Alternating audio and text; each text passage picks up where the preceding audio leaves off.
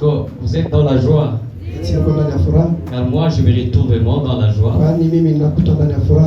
Le fait que je suis devant le peuple de Dieu pour partager ensemble la parole de Dieu, ça me réjouit vraiment. Amen, amen. Je ne sais pas si tel est le cas chez vous aussi. Si tel est le cas, vous allez m'aider à saluer celui qui est à gauche ou à droite. Dites-lui que la paix du Seigneur soit avec toi. Amen, amen. Je remercie mon Dieu le fait qu'il m'a encore accordé la vie aujourd'hui. Et je suis dans sa présence pour parler de sa part. Nous avions un thème. Nous avons un thème que nous avons commencé depuis la semaine passée. On n'a pas eu à conclure avec ça. Voilà pourquoi on a fait recours à notre berger. S'il pouvait nous aider, nous permettre encore d'évoluer, de continuer. Lui aussi nous a permis, comme il n'est pas égoïste dans cette matière, il nous a encore donné le temps de pouvoir continuer et achever. Voilà pourquoi je ne peux pas évoluer sans pour autant dire merci à notre papa. Papa, merci. Merci également à notre collège qui nous soutiennent pour qu'on puisse arriver à faire ce travail. Nous avions continué le vendredi, bien qu'on était moins nombreux. Cela était dû aux circonstances qui nous ont trouvés de l'enterrement du deuil de notre maman pasteur de la paroisse Makolom. Quand cela le tient, la parole de Dieu a été prise. On continue encore aujourd'hui aussi. Le vendredi ou la semaine passée, on parlait sur les chrétiens rétrogrades. La vie chrétienne, la marche chrétienne dans ce monde ici.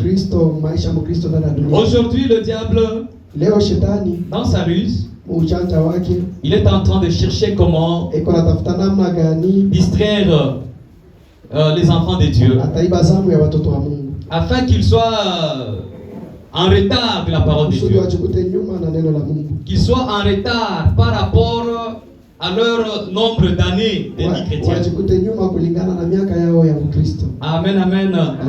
Un enfant qui a 30 ans ou une personne qui a 30 ans, mais qui raisonne comme un petit enfant de 5 ans.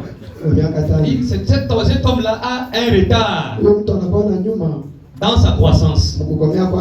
Là, nous voulons maintenant parler sur le plan spirituel. Et cela se manifeste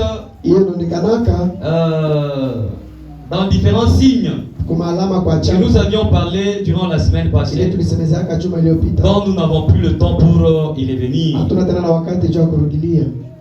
Voilà pourquoi on les appelle les chrétiens rétrogrades. Ceux qui ne font que reculer au lieu d'avancer. Nous avions parlé des signes d'un chrétien rétrograde.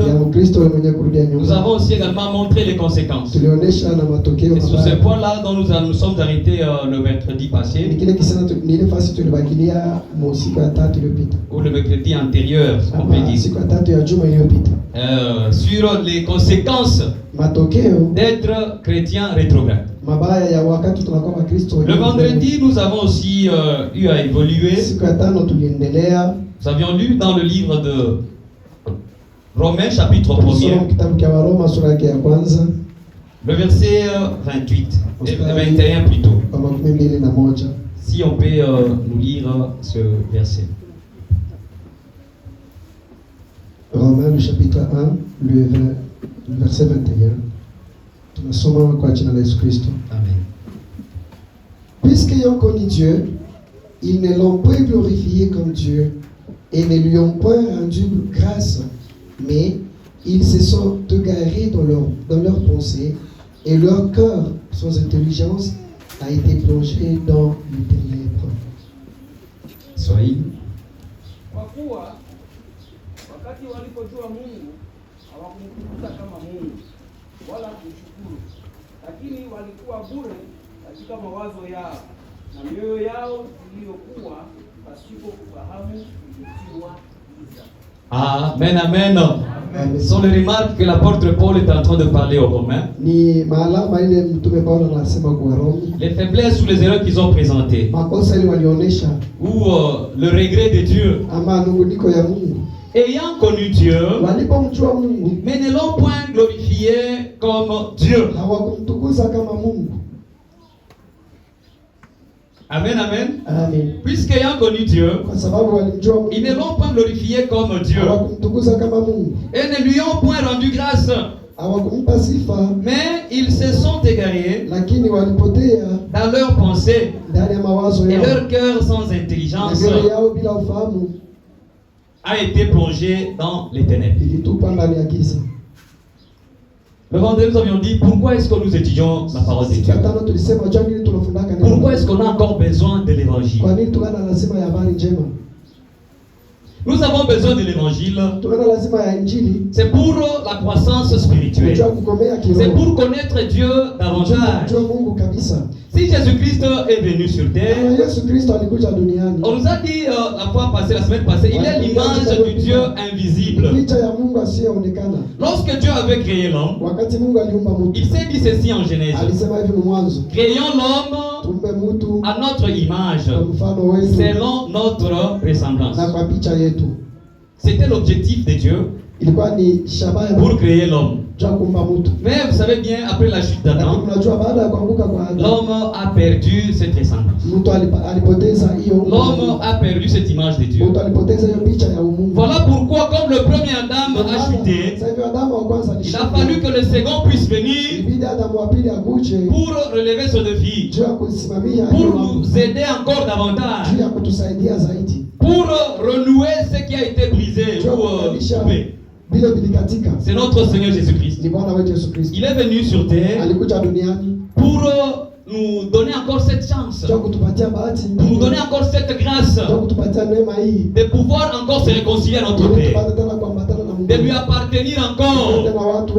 Nous qui étions déjà perdus, nous qui étions sans espérance, sans une bonne fin.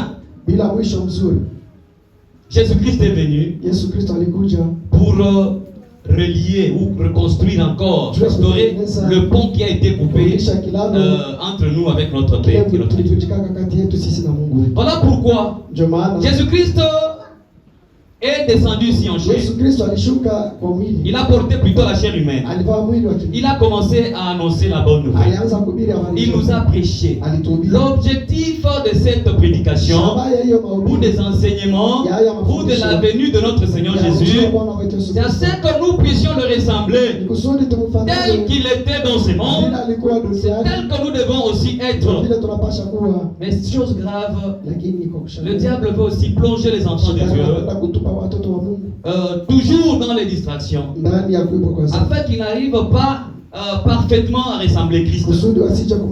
Voilà pourquoi avec le texte que nous avions commencé la semaine antérieure, nous dit très bien, avec la puissance que Dieu nous a donnée, c'est une divine puissance qui contribue dans notre vie chrétienne, afin que nous puissions mener une vie digne de ce nom.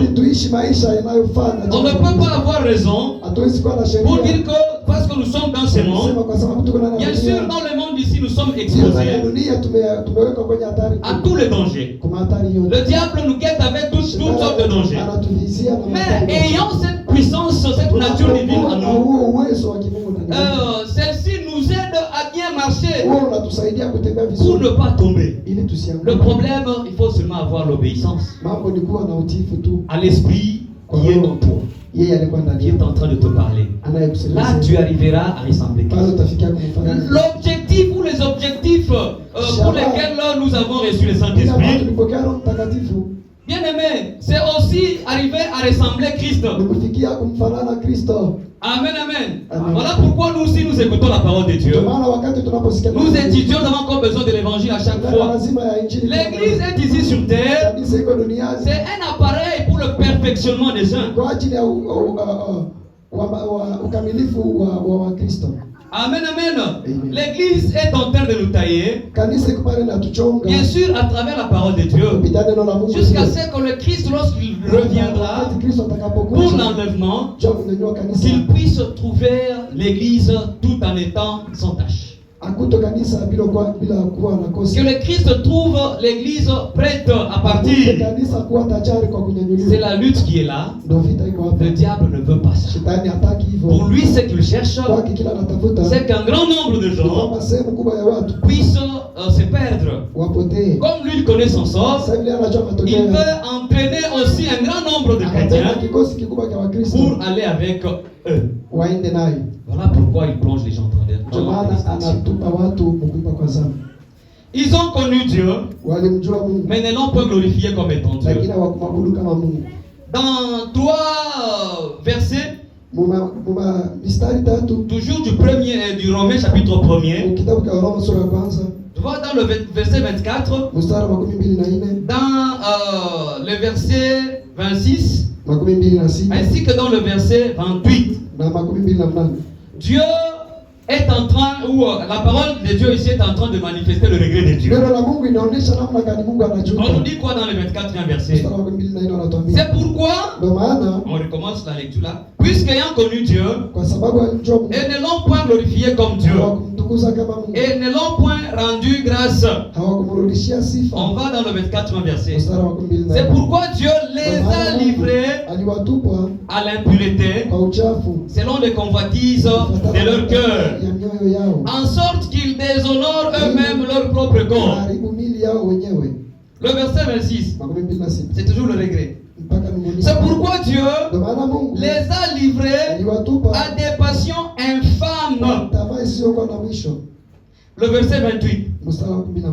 Comme ils ne se sont pas souciés de connaître Dieu, Dieu les a livrés à leur sens réprouvé pour commettre des choses indignes,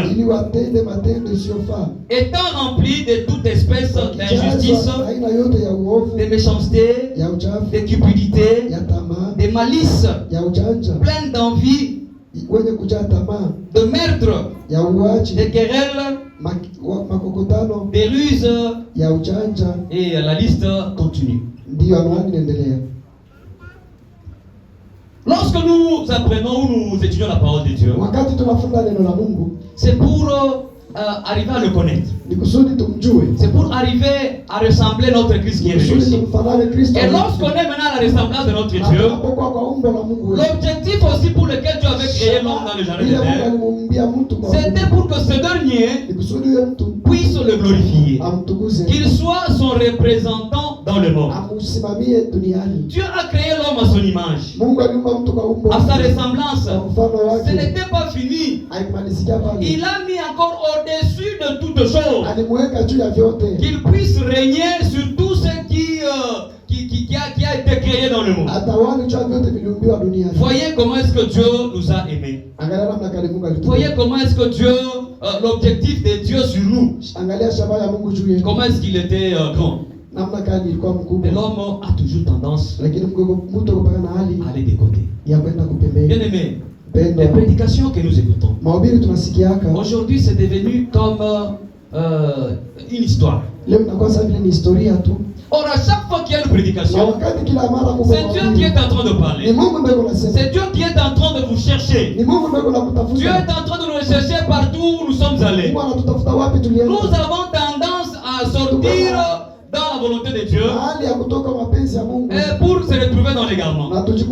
Et lorsqu'on essaie de partir, Dieu est en train de nous rechercher à travers la parole ici. Mais vous allez voir quelqu'un qui écoute cette parole. Là, il bouge même la tête. Anatikisa hata kichwa. Manifestant qu'il a compris. Kuonesha kwamba alisikia. Lorsqu'il sort dehors, wakati anatoka nje, il retourne anarudia dans son ancienne vie. Maisha yake ya zamani. Bien-aimé, mpendwa, ces temps ici, wakati huo, voilà pourquoi j'aime l'apôtre Paul. Ndio maana napenda mtume Paulo. Avant d'épingler quelques difficultés qu'il a parlé ici, il nous a donné un conseil pour conclure dans cette matière. Lisons un peu Ephésiens chapitre 5. Ephésiens 5 verset 16. Mstari wa 16. Ephésiens 5:16.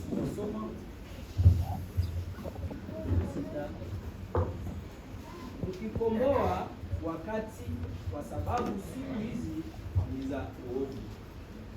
Amen, amen. Alléluia. L'apôtre Paul a dit ceci. Dans le 16e verset, comme on vient de lire.